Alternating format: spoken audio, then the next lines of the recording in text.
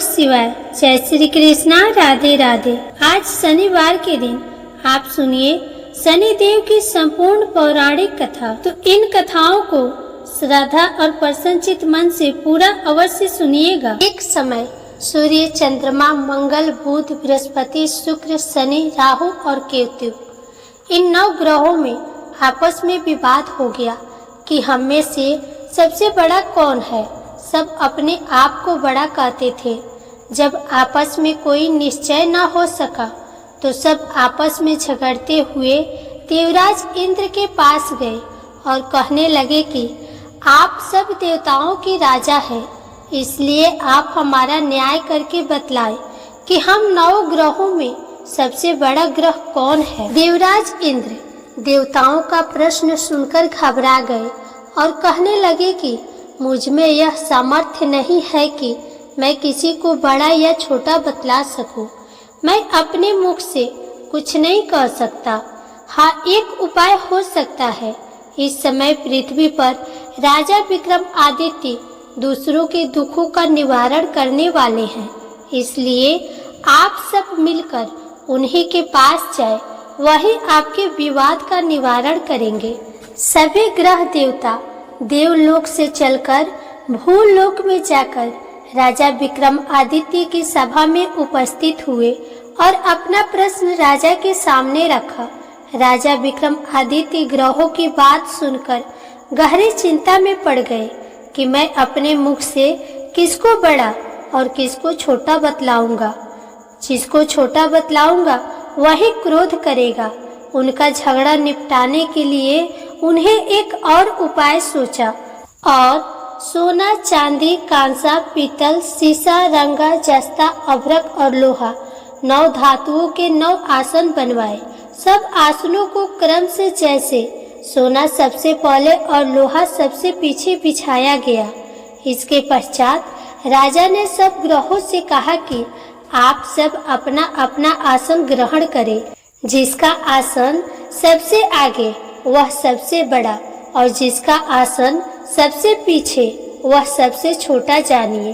क्योंकि लोहा सबसे पीछे था और वह शनि देव का आसन था, इसलिए शनि देव ने समझ लिया कि राजा ने मुझको सबसे छोटा बना दिया है। इस निर्णय पर शनि देव को बहुत क्रोध आया। उन्होंने कहा कि राजा, तू मेरे पराक्रम को नहीं जानता।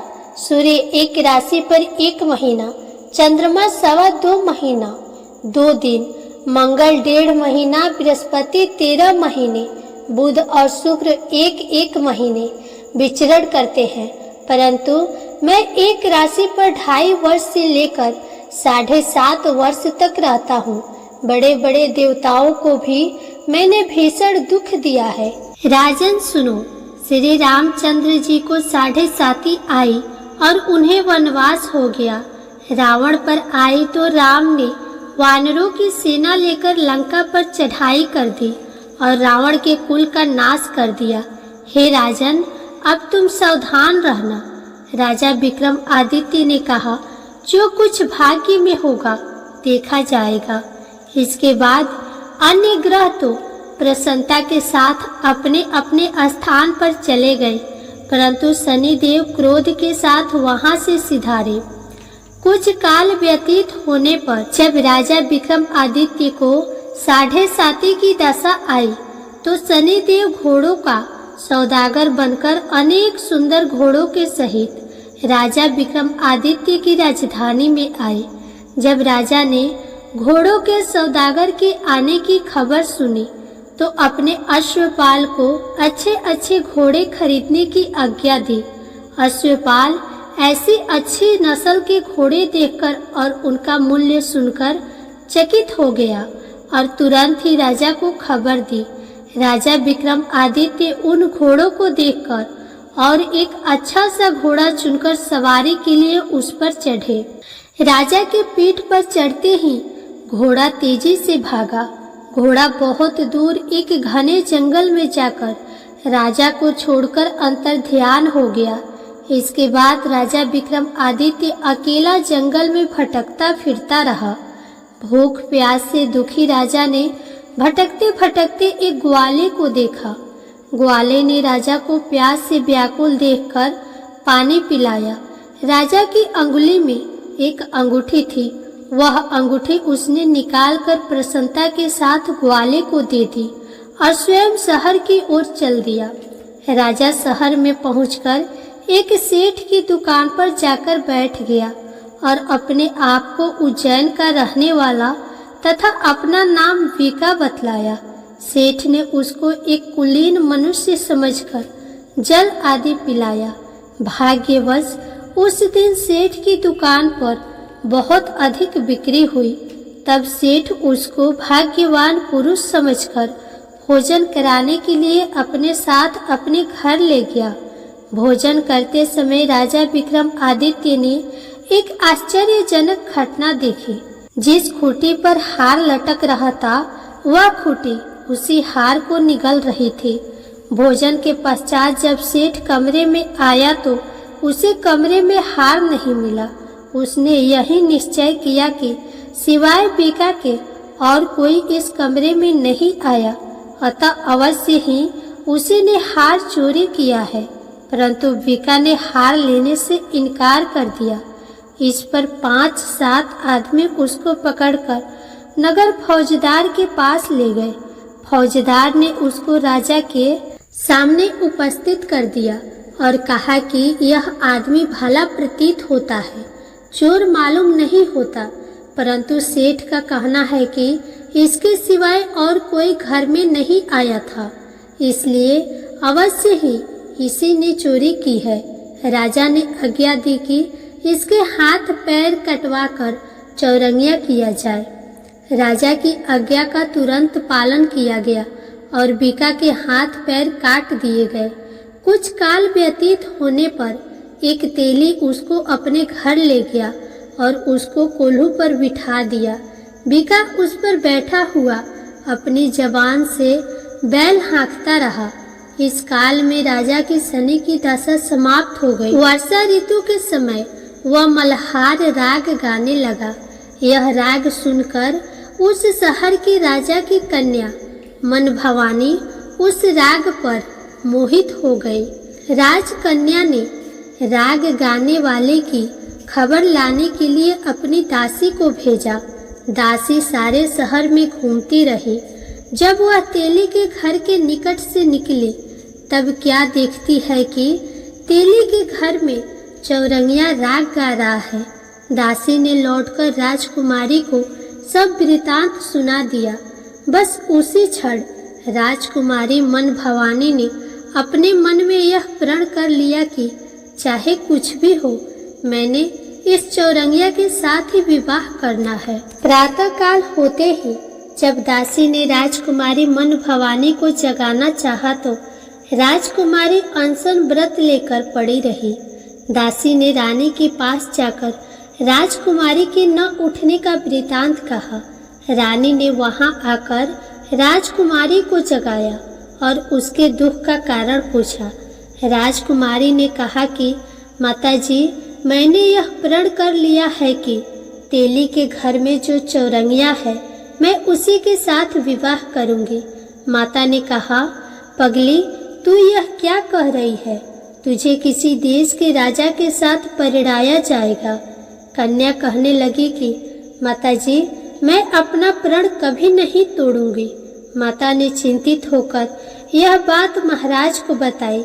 महाराज ने भी आकर उसे समझाया कि मैं अभी देश देशांतर में अपने दूत भेजकर सुयोग्य रूपवान एवं बड़े बड़े गुणी राजकुमार के साथ तुम्हारा विवाह करूंगा।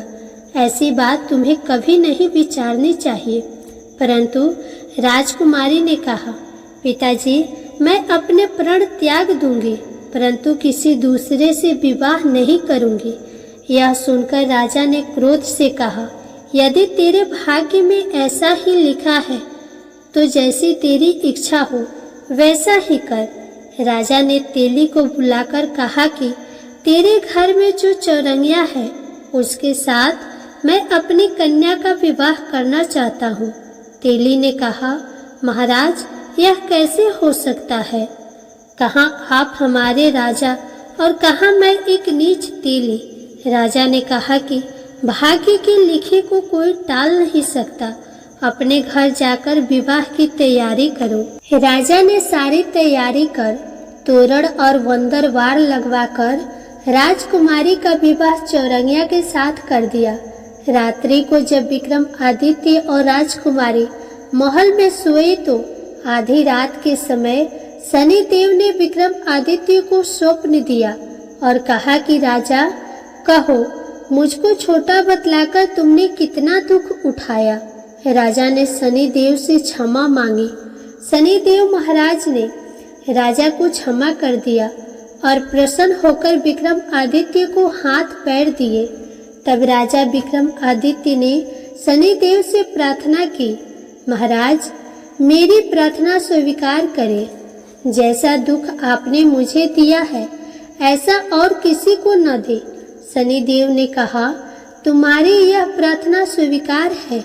जो मनुष्य मेरी कथा सुनेगा या कहेगा उसको मेरी दशा में कभी किसी प्रकार का दुख नहीं होगा, और जो नित्य ही मेरा ध्यान करेगा या चींटियों को आटा डालेगा उसके सब मनोरथ पूर्ण होंगे। इतना कहकर शनिदेव अपने धाम को चले गए। जब राजकुमारी मन भवानी की आंखें खुली और उसने चौरंगिया को हाथ पांव सहित देखा तो आश्चर्यचकित हो गई। उसको देखकर राजा विक्रमादित्य ने अपना समस्त हाल कहा कि मैं उज्जैन का राजा विक्रमादित्य हूँ। यह घटना सुनकर राजकुमारी अत्यंत प्रसन्न हुई। प्रातः काल राजकुमारी से उसकी सखियों ने पिछली रात की हाल चाल पूछा तो उसने अपने पति का समस्त वृतांत कह सुनाया। तब सबने प्रसन्नता प्रकट की और कहा कि ईश्वर ने आपकी मनोकामना पूर्ण कर दी। जब उस सेठ ने यह घटना सुनी तो वह राजा विक्रमादित्य के पास आया और उनके पैरों पर गिरकर क्षमा मांगने लगा कि आप पर मैंने चोरी का झूठा दोष लगाया, आप मुझे जो चाहे दंड दे।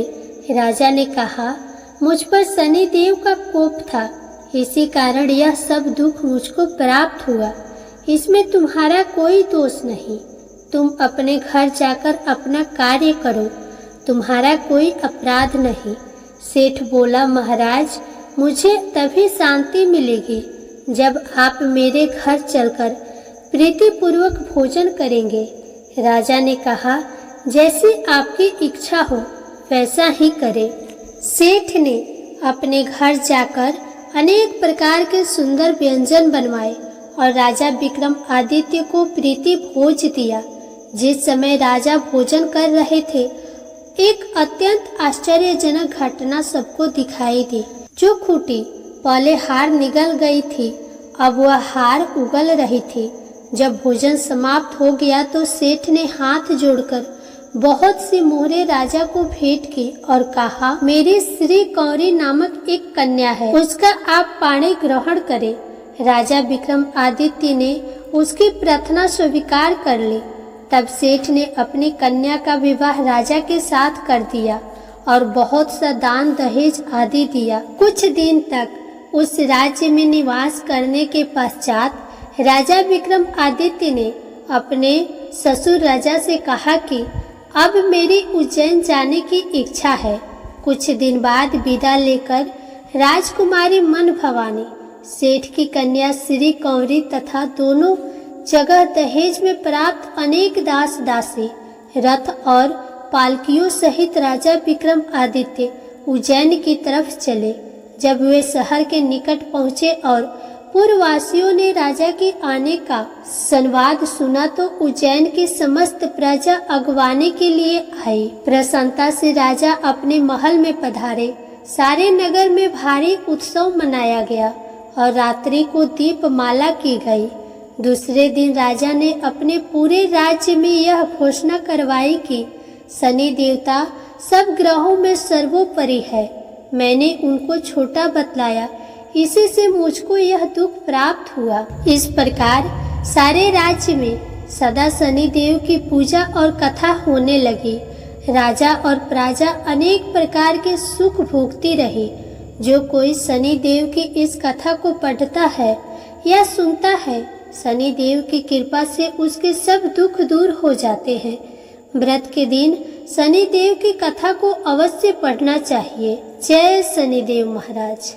अब आइए सुने शनिदेव महाराज की दूसरी पौराणिक कथा। एक ब्राह्मण को सपने में नीले घोड़े पर नीले कपड़े पहने एक आदमी दिखाई देता और कहता है, हे ब्राह्मण देवता, मैं तेरे लगूंगा। ब्राह्मण घबराकर उठ गया। अगले दिन यही सपना उसे फिर से आता है। ये सपना उसे रोज आने लगा। वह परेशान हो गया और चिंता के मारे दुबला होने लगा। उसकी पत्नी ने कारण पूछा तो उसने सपने के बारे में बताया। ब्राह्मणी बोली, वे अवश्य ही शनि महाराज होंगे। अब की बार दिखे तो कहना, लग जाओ, पर सवा पहर से ज्यादा मत लगना। उस दिन सपना आने पर ब्राह्मण ने कहा, लग जाओ, पर कितने समय के लिए लगोगे? तब शनि जी बोले, 7.5 वर्ष का लगूंगा। ब्राह्मण ने कहा, क्षमा करे शनि जी, इतना भारी तो मुझसे झेला नहीं जाएगा। तब शनि जी बोले, तो 5 वर्ष का लग जाऊंगा। ब्राह्मण बोला, ये भी मेरे लिए ज्यादा है। शनि जी बोले, 2.5 साल का लग जाऊंगा। ब्राह्मण ने मना किया तो शनि जी कहने लगे, सवा पहर का तो लगूंगा ही, इतना तो कोढ़ी कलंकी भिखारी के भी लग जाता हूँ। तब ब्राह्मण ने कहा, ठीक है। ब्राह्मण को सवा पहर की शनि की दशा लग गई।